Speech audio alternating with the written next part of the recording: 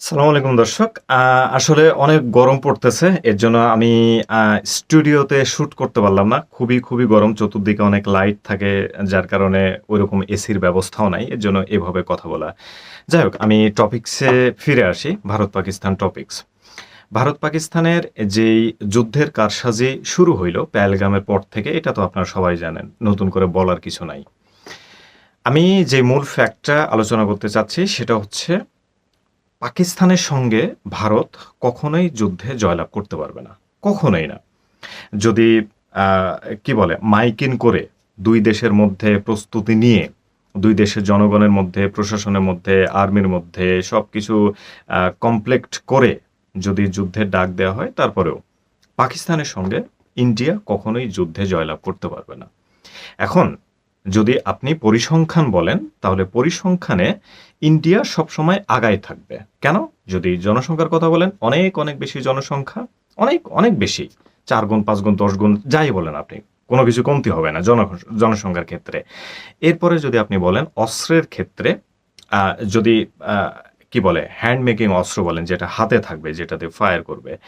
এই অস্ত্রগুলো আ এই মুহূর্তে ইন্ডিয়ার কাছে যতগুলো অস্ত্র আছে, এগুলো বেশ পুরাতন অস্ত্র। যতই ম্যান পাওয়ার বেশি থাকুক, প্রত্যেকটা ম্যানের কাছে যতই অস্ত্র থাকুক, বাট এই অস্ত্রের যে কার্যকারিতা, এটা অনেক বেশ পুরাতন। এটা আপডেট ভার্সন না। এটা একটা ফ্যাক্ট। অস্ত্র বেশি, বাট আপডেট ভার্সন না। এরপরে ইন্ডিয়ার যত যুদ্ধ বিমান আছে, পাকিস্তানের যুদ্ধ বিমানের চাইতে অনেক বেশি।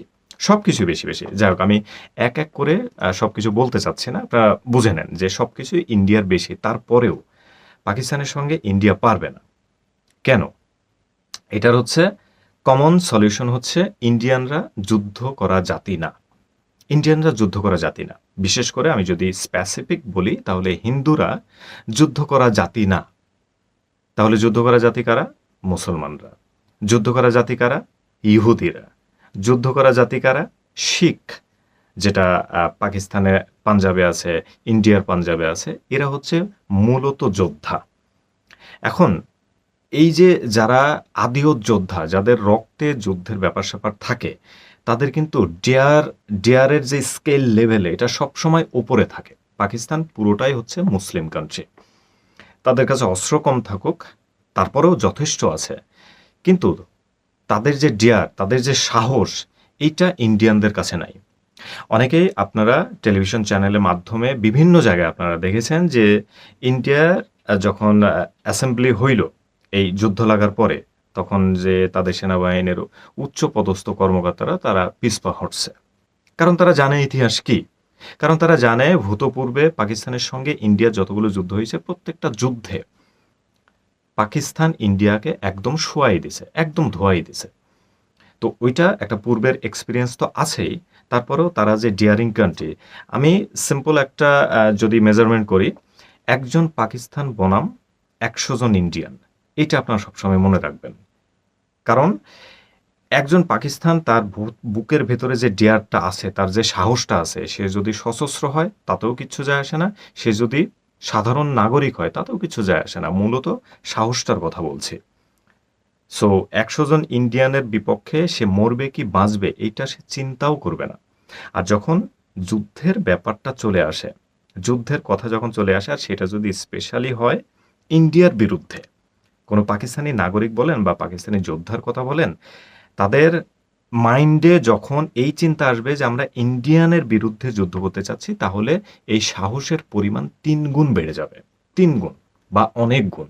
এটা অসীম চলে যাবে। কারণ এটা অনেকটা রিলিজিয়ান ওয়ারের মতো, ধর্মযুদ্ধের ক্ষেত্রে চলে যায় এই জিনিসটা। তখন আর ভূখণ্ড ক্যাপচার করার দিকে যায় না।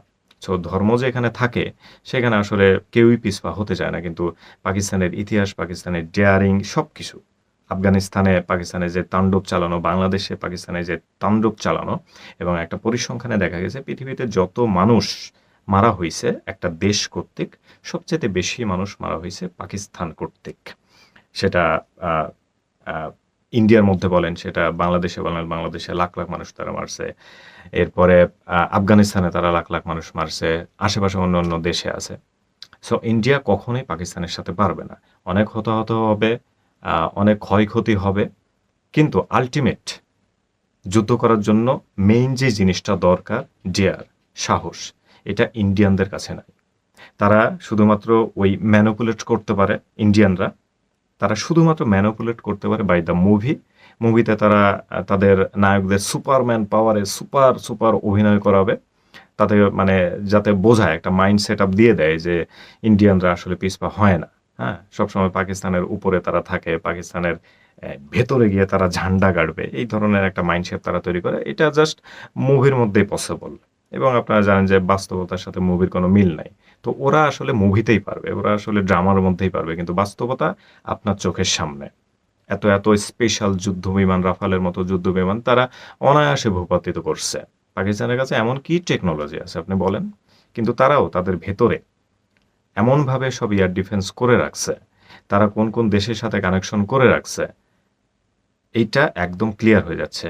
সো ইন্ডিয়ার শক্তিমত্তা সবকিছু যে এখন বড়সড় একটা প্রশ্নের সম্মুখীন, একটা বিশাল প্রশ্নের সম্মুখীনের মধ্যে যে এত উন্নত করে লাভ কি হলো? এত, এত মিলিয়ন ডলার প্রতি বছর ইন্ডিয়ান এয়ারফোর্স বা সশস্ত্র বাহিনীর পেছনে খরচ করে অ্যাকচুয়ালি লাভটা কোথায় হলো? এইটার পরিসংখ্যানে ব্যস্ত এখন ইন্ডিয়ান প্রশাসন।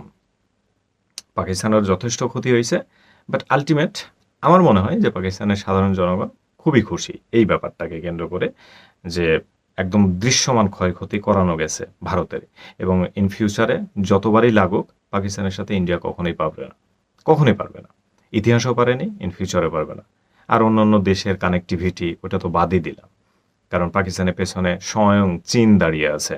সিন্ধু নদী বন্ধ করার ক্ষমতা নেই পাকিস্তানের, বন্ধ করার সরি ইন্ডিয়ার। সিন্ধু নদী ইন্ডিয়ার বন্ধ করার ক্ষমতা নেই, কারণ উজানের দেশ হচ্ছে চায়না। তারা ওইখান থেকে বন্ধ করে দিবে, বিকজ তারা পাকিস্তানের একদম সরাসরি ফ্রেন্ড। সো যাদের কনফিউশন আছে ইন্ডিয়া পাকিস্তানের যুদ্ধে কে জয় হবে, কে কি হবে, একদম নিশ্চিন্তে ঘুমান। যতই ক্ষয়ক্ষতি হোক পাকিস্তান উইন হবে। এখন যুদ্ধবিরতি যতই হয় ততই ভালো ইন্ডিয়ার জন্য।